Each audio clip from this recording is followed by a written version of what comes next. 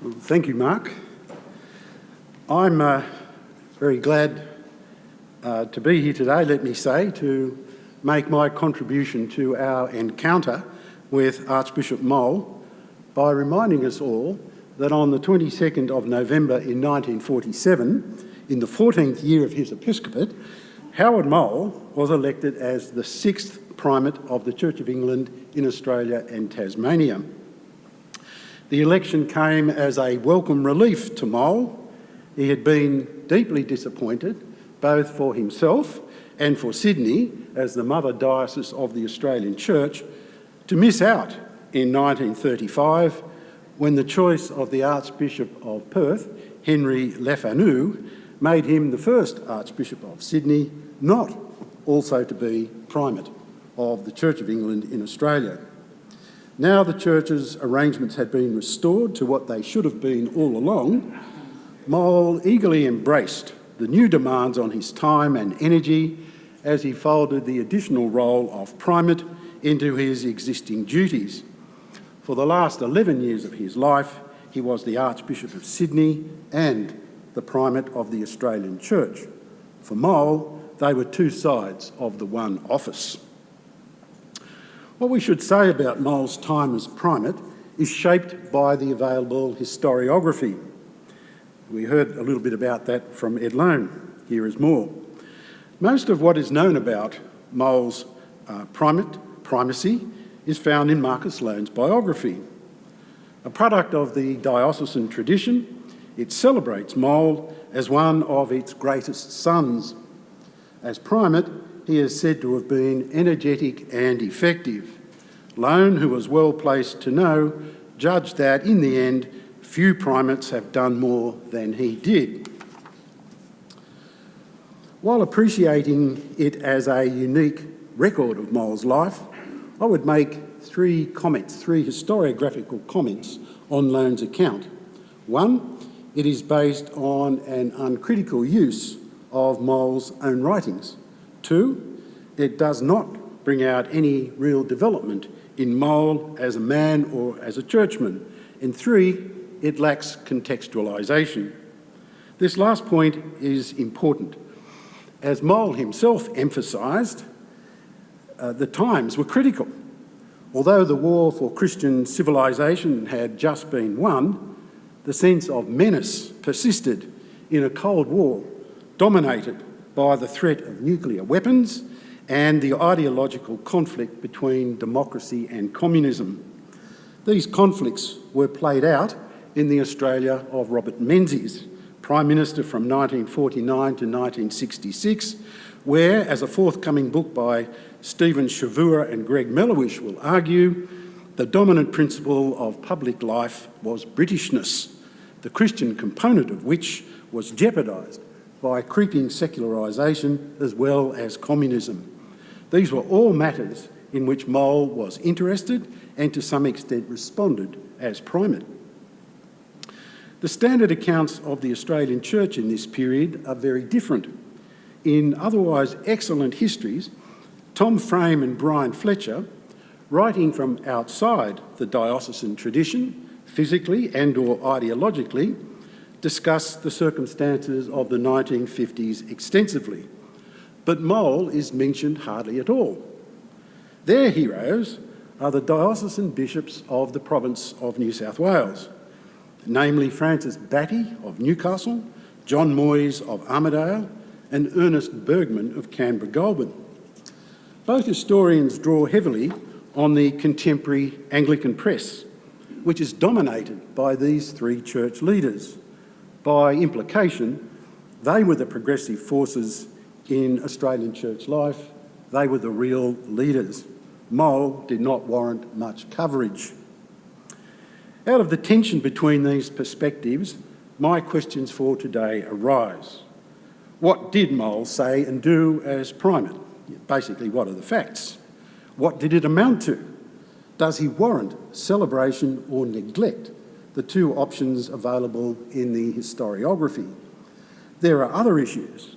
Was he forward or backward looking? Was he ahead of or behind the times? Did he really work towards a genuinely national church, or was he preoccupied with protecting the Diocese of Sydney?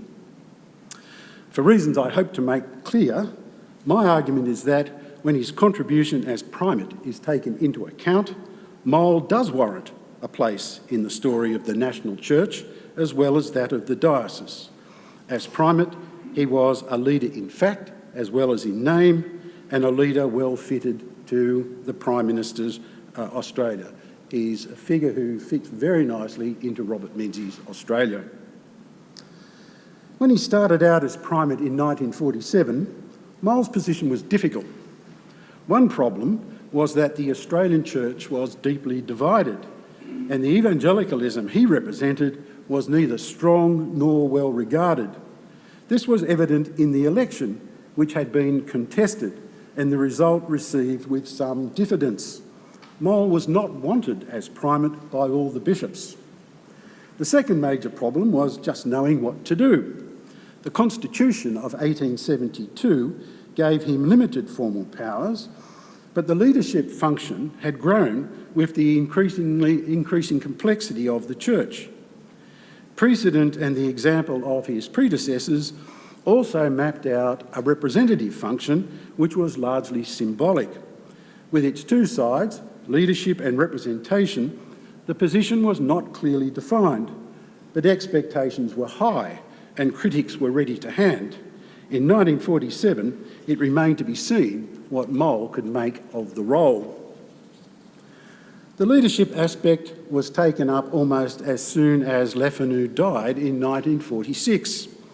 As the senior Metropolitan Bishop, Mowll became acting Primate and spent a year ensuring that the routine business of the Church turned over. Leadership of this kind became a constant of his life following actual election in 1947, and although often hidden from public view, was a substantial part of the primacy. Because time is short today, I prefer to focus on the representative aspect, because it reveals the international side of Mowll's primacy, which is more likely to be overlooked in a local event such as this one today, as it has been in the historiography, and because I would argue it is where Mowll, in the end, was most innovative. In the published version, I'll cover the important aspects of his leadership as Primate, the difficulty of an evangelical leading a pluralist church, his presidency of the General Synod, the part he played in bringing the constitutional issue to resolution, his leadership of the Australian Board of Missions as well as the Church Missionary Society, his political alignments and causes, and his concerns with immigration and the impact of television on Australian society. There is a lot to talk about here, but not today. Representation of the Australian Church began almost immediately. Within days, Mowll left the country for the 1948 Lambeth Conference. As Archbishop of Sydney, he would have gone anyway, but now he went as Primate of the Church of England in Australia. Mowll revelled in the dignity, and he was glad to be part of the Primates Committee, which advised the Archbishop of Canterbury. The conference itself, the first in almost 20 years, had two main purposes. One was to reconstitute and reaffirm the Anglican Communion following the chaos of the war years. The second, evident in the theme, God in his world and in his church, was to affirm the importance of the Christian message for the post-war world and the place of the Anglican Church in presenting it. Mowll readily embraced both. Clearly moved by the occasion, he accepted its resolutions and recommendations, and on his return to Australia, commended the various reports and the pastoral letter of the bishops to the Australian Church. Mowll was not the first Primate to attend the Lambeth Conference, but he did break new ground only a fortnight later when he went to Amsterdam for the inauguration of the World Council of Churches. Again, a representative of the Australian Church, this had Mowll present at an epoch-making event which marked a new beginning in the history of world Christianity. Already an enthusiastic ecumenist, as a member of the International Missionary Council, out of which the World Council had in fact developed, and also already president of the Australian Council of Churches, Mowll was glad to be there, as he said, to take counsel about the desperate need of the world and the strength and weakness of the church to meet it. Like the Lambeth Conference, the program was dominated by the need to respond to the devastation and confusion of the post-war world. Its theme, man's disorder and God's design, was a clear indication of what the church thought it had to offer at such a time. Mowll, again, was deeply impressed by the speeches and discussions and the proposals for what he saw as the contribution we can and must make as members of Christ's church. These meetings of 1948 had a profound effect on Mowll. In clarifying the nature and mission of the church, they reinforced and directed the perspective advanced in his Morehouse lectures of 1947, delivered the week before the election to the primacy, and I suspect was part of his election pitch, but that's another story. Titled Seeing All the World, Mowll, fresh from attending the Fourth World Missionary Conference at Whitby in Canada, had advocated engagement with the church and the world beyond Australia. Australia today, he insisted, must have a world outlook or perish. With ever-increasing urgency, he now countered the tendency to parochialism he discerned among church people in Australia, who, understandably, were anxious to return to an untroubled life following the traumas of the war. To the clergy assembled for the General Synod in 1950, Mowll expressed the wish that we might arouse ourselves and, through us, the members of the church, to the challenge of these days for our witness and service to the world around us. Near the end of his episcopate, he was still emphasising the need to prioritise international obligations. The church needs to face the urgency of the challenge of these days and to witness more effectively to our near neighbours overseas, even at the expense of our own individual or parochial building schemes. The underlying principle was ecclesiological. We have hardly begun to understand, he claimed, what it means to belong to a church which is universal. We tend to think, plan and work within the narrow boundaries of our parish or even of our diocese.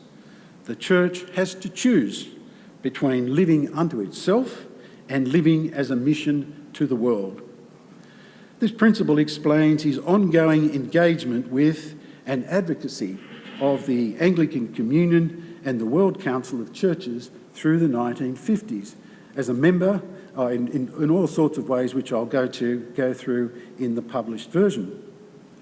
Connection with world Christianity through the new Pan-Anglicanism and the new ecumenicalism was a force to realise at the highest level the Church's calling to extend the field of Christian influence in human life. Of his duties as the representative of the Australian Church, none gave Mowll greater pleasure than attending the coronation of Elizabeth II in June of 1953. Always a devotee of the royal family, he was gratified by the invitation, which he regarded as a great honour. The day itself he regarded as one of the great events of our time. Apart from the pageantry, which he loved, he felt the effect of the service on the participants. He recalled how the reality of the Queen's dedication was matched by the desire for a similar dedication of life and service on the part of those who joined in the service. Mowll's hope was that it would result in a re-hallowing of all British people, including Australians, to the service of God and their fellow men.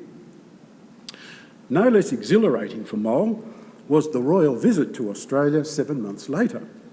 He enthused that Elizabeth was the first reigning monarch ever to set foot on Australian soil, and as such, the first reigning sovereign to attend a church service in an Australian church, which happened to be St Andrew's Cathedral.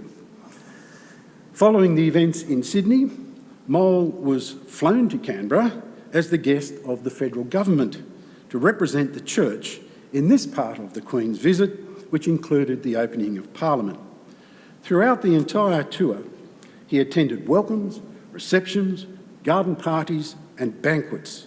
At the end of the tour, he sent a message of farewell on behalf of the Church of England in Australia.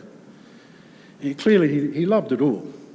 But of the effect of the tour, he observed, "God Save the Queen will be sung more wholeheartedly than ever. We have now seen the Queen herself, and we feel that we know her." More important was the Queen's spiritual impact. How fortunate we are to have a Queen who encourages church-going in every place she visits, and who so obviously leads the Christian life herself, reminding us that we cannot progress in our national life without religion. These events stirred the English component of the identity Mowll brought to Australia. Although by this point he had spent most of his life outside the country, he remained profoundly English, as was to be expected of a graduate in history from Cambridge University. He knew English history and he accepted the myth of Anglo-Saxonism that history propagated. He also accepted the identification of Britishness and Christianity, an old doctrine in the ideology of the British Empire, which had been recently re-energised by representation of World War II as a war for Christian civilisation. This was what Mowll wanted for the Australian Church.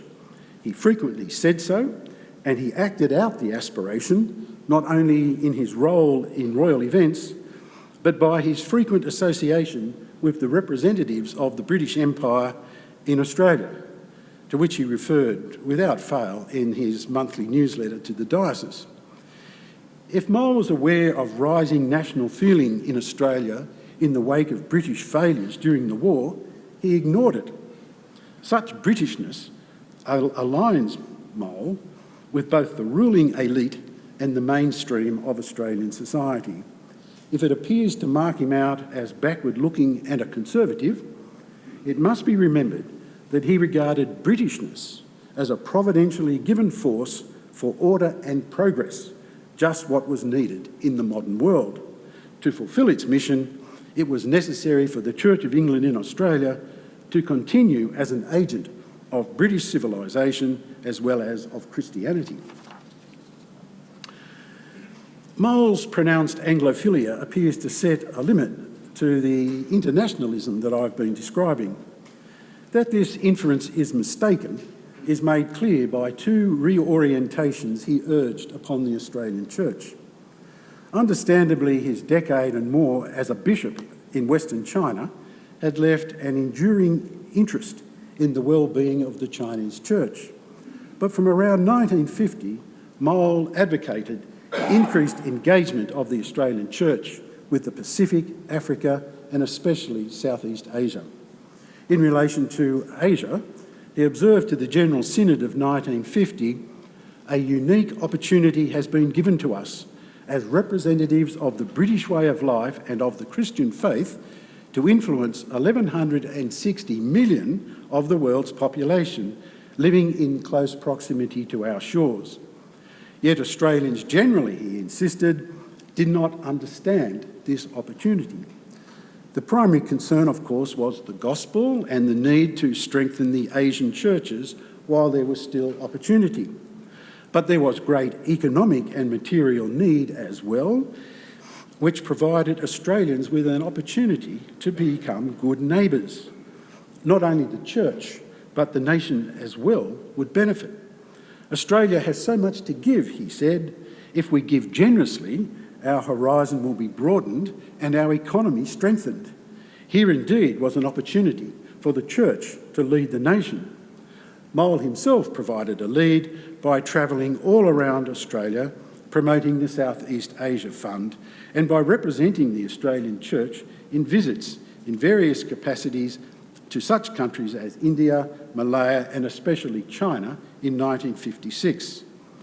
The need to be doing more for Southeast Asia became a refrain of Mowll's primacy. Maintaining that we in Australia must be Asia-minded, he ranks with the most vocal contemporary advocates of this reorientation of the Australian outlook. The reason for this sense of urgency was, of course, communism. Amid the tensions of the Cold War and in the wake of the Chinese Revolution of 1949, which for him changed everything, Mowll shared the widespread fear of the spread of communism as an ideology inimical to Christianity. A problem throughout the entire Asia-Pacific region, the threat had come close to home. As Mowll explained to the General Synod of 1950, communism has spread its tentacles throughout Asia, especially in China, and a general feeling of tension exists in the countries of the Pacific. Mowll understood the appeal of communism in lands which were undeveloped and had been subject to rule by colonial powers and which had suffered the ravages of the war. In such circumstances, he maintained that the Church had something important to offer. In 1949, he observed to the Sydney Synod that ministry sensitive to post-colonial sensibilities in Southeast Asia presented an opportunity to strengthen the moderate elements among each of these people, enabling them to realise the great value of our Christian traditions and institutions. Order, stability and freedom were among the civic benefits to be conferred by Christian civilisation in the developing world. This outlook helps to make sense of the second reorientation Mowll advocated. Towards the end of his primacy, he also encouraged the Church to look more towards America. He had long been impressed by the size and strength of the American Church, which was clearly in evidence at both the Lambeth Conference and the assemblies of the World Council of Churches. His impressions were confirmed when he represented the Australian Church at the 58th General Convention of the Protestant Episcopal Church of the United States of America, known in acronym as the PECUSA. This took place at Honolulu in September 1955. Mowll was struck at this event by the manifest human and financial resources of the PECUSA and its equally manifest concern for the well-being of the Church in the Pacific. To impress his thinking on the Australian Church and to make visible what he claimed were strengthening ties with the American Church, he invited Henry Sherrill, the presiding bishop of the PECUSA, to preach at the opening of the General Synod in the next month. In the next couple of years, the every member canvasses of the American Church seemed to show the way in how to conduct the overt work of church promotion, now a necessity in the life of this ever-increasingly secular society. Like other contemporaries, Mowll was also struck by the evangelistic successes of Billy Graham, whose crusades coincided chronologically with his primacy. In July 1957, he invited Billy Graham to Australia. While he insisted that the Australian Church should remain essentially British, Mowll held that in a rapidly secularising world, there was much to be gained for its prosperity and well-being by heeding American methods and practices. To conclude, in tracing something of what Mowll did and said as Primate from 1947 to 1958, it seems to me that there is a clear pattern of development in his outlook. The exhortation to see all the world in the Morehouse lectures in 1947 became more definite and directed in response to the pressing world and church contexts of the era.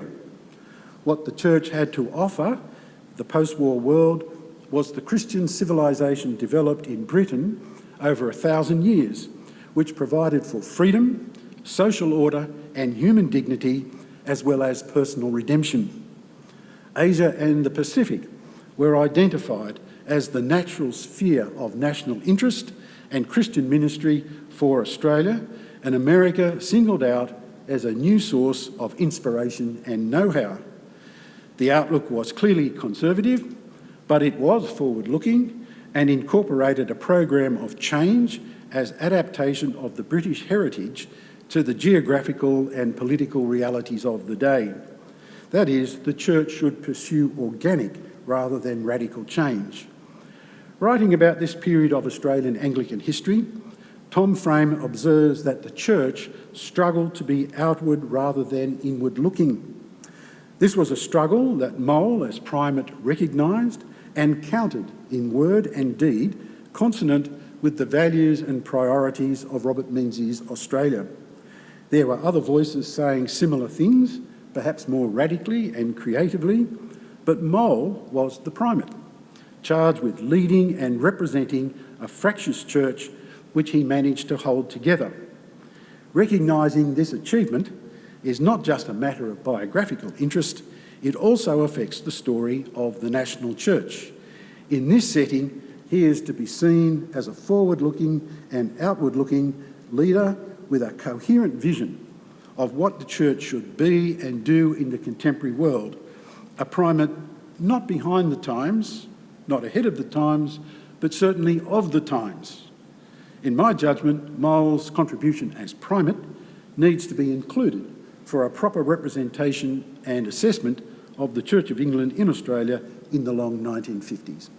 I thank you. A question on the people that Mowll was inviting to visit Australia. There is a succession of them, and in one of the paragraphs I had to leave out, there is an account of his reception of people like the Archbishop of York, Stephen Neale. Mowll was the first person to identify John Stott and to promote John Stott in the diocese. So mainly British people. Inviting the Americans in 1955 was a new departure. And that's why I think we can say, there's genuine development here. His perspective is not changing organically, but it's certainly enlarging.